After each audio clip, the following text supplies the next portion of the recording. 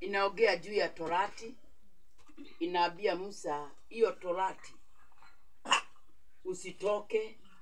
isitoke kinywani mwako, bali atafakari maneno yake mchana na usiku, upate kuangalia kutenda sawasawa na maneno yake yaliyoandikwa humo. Na maana ndipo itakapofanikisha njia yako, kisha ndipo utakapostawi sana. Ukisikia hiyo Torati vile neno inasema, hivyo ndivyo utakaye kuweza kusimama vizuri. Kwa sababu kama hakuna neno la Mungu, huwezi ukasimama vizuri. Kama hakuna kitu umesikia ama kitu umesikia kutoka kwa Mungu, hauwezi kusimama vizuri. Kwa hivyo ni aje? Sikia hiyo neno, hiyo Torati, na isiondoke kwa kinywa yako. Na hiyo ndio itakupatia nguvu ya kuwa na ustawi, ya kusimama vizuri kwa Mungu, sababu Mungu ako pamoja nawe. Kwa hivyo sasa leo, siku ya leo, ni kusimama vizuri kiungu na kusimama vizuri kimaisha yako wakati unafanyia Mungu kazi, sababu Mungu ako pamoja naye. Tunasoma kisha sasa ndio tuondokee hapo.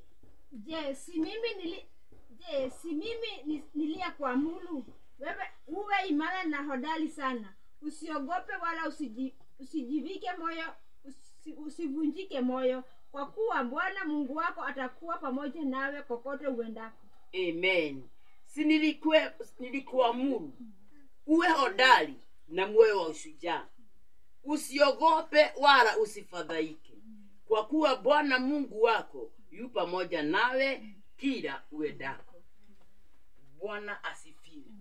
Wakati utakuwa na uoga, ukifanyia Mungu kazi, ukikaa ndani ya nyumba ya Mungu, ukiendelea kuhubiri Yesu na nguvu zote ile Mungu amekupea, ama uwezo ule Mungu amekupea, ama kuomba, ama ile kazi unafanyia Mungu, sababu ni kazi mingi katika nyumba ya Mungu, ama kukaa umeokoka, kuna kazi mingi Mungu anataka ufanye.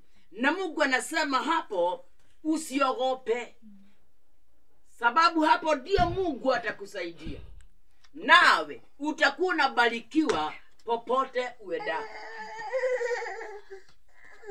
Bwana asifiwe. Yesu ni mwema. Ni kwa sababu ya siku ya leo hatutaogopa. Hata kama nchi yetu kunakuwa na hiyo mambo, hebu tukae kwa maombi, hebu tukae kwa Mungu. Sisi kazi yetu ni kupigana na roho ya kupigana na watu wa Mungu, ama na nchi yetu ya Kenya, sababu Mungu atasimama nasi tukae kwa utakatifu, naye Mungu Israeli atatubariki usiku na mchana. Bwana asifiwe. Amen. Kwa hivyo sasa ni siku ya kusimama vizuri, kwa sababu kuna mambo mingi inasemekana ama inajulikana itafanyika kwa Kenya, lakini Mungu wa Israeli atusaidie kusimama nasi kukata hizo laini zote baya, ndio Mungu asimame na Kenya yetu, nayo Kenya iwe ya kubarikiwa. Kwa hivyo tuingie kwa maombi, ndio naye Mungu Israeli atubariki usiku na mchana. Bwana asifiwe. Kwa hivyo wale watu wanatuona na wale watu wanasikia hiyo neno, wacha tusimame mahali ulipo. Kazi yako sana ni kuongea neno la Mungu, na kuongea na kuomba, na kujiweka vizuri kwa Mungu, na kujitia nguvu usiku na mchana mpaka Mungu aonekane. Bwana asifiwe. Kwa sababu Mungu ako pamoja nasi. Haleluya. Hiyo ujumbe ifike hapo. Mungu wa Israeli atende mema kwa watu wake. Wacha tuombe.